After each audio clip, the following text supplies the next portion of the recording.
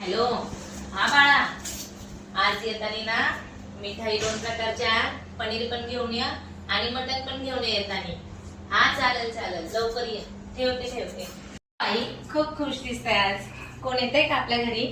बाई, तर पोराला सांगितलंय मटन आणि पनीर आणायला, व्हेज आणि नॉनव्हेज दोन्ही पण बनवा. मिठाई पण सांगितली आणायला. स्वयंपाकाची तयारी करायला घ्या. चला. आई किती खुश आहेत आज, का तर स्वतःचे भाऊ भाऊजे येणारे म्हणून. आणि मटन पण बनवायला लावलंय आपल्याला, पनीर बनवायला लावलंय आणि स्वीट पण आणायला लावलं. आपले जेव्हा येतात तेव्हा तर नुसतं जे आहे घरातलं ते खाऊन जातात आपले भाऊ. आणि नाहीतर काय. थांबा जरा, कॉल आलाय, बघते कोणाचा.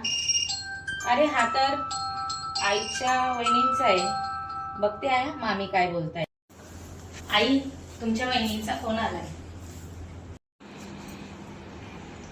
हॅलो, हा बोला नवीन. का हो? मग मी येऊ का तिकडं? बर, चालेल ठीक आहे. सुनबाई, ऐकलं का? ती माझी भाऊ भाऊजाई नाही ते होती, पोरांना पण कामाला सुट्ट्या पडल्याय, तर ती तिच्या माहेरी चालली. नाही येते ती आज इकडं. बोलले मी येऊ का, तर बोलली नाही आम्ही माहेरी चाललो, मग घरी कोण नाही, तुमचा भाऊ एकटाय. म्हटले मी भावाला पाठवून दे. तो पण बोलतोय की कोण नाही तर मी पण येत नाही, नंतर येईल. आई, तुमचे भाऊ भाऊजे असे किती झालं तर बहिणीला भेटायला आलं पाहिजे ना. सुट्ट्या होत्या तर माहेरी गेले असते नंतर. आई, पण आमचे भाऊ भाऊजे तेवढे खूप चांगले, ताईंचे पण आणि माझे पण.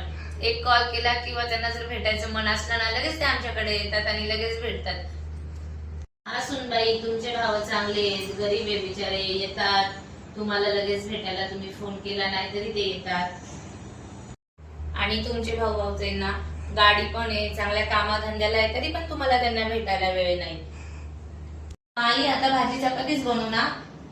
काय सुनबाई, व्हेज आणि नॉनव्हेज दोन्ही पण बनव आणि तुझ्या भावाला फोन कर आणि त्याला बोलता आईने बोलवलंय म्हणून आज.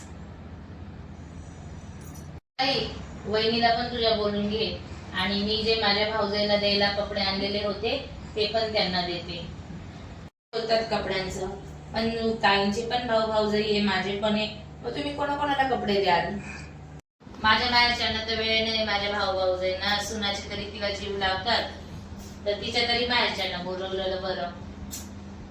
ज्या घरात आईंसारख्या सासू असतील तर त्या घरात कधीच सुना आणि सासूचे वाद होणार नाही.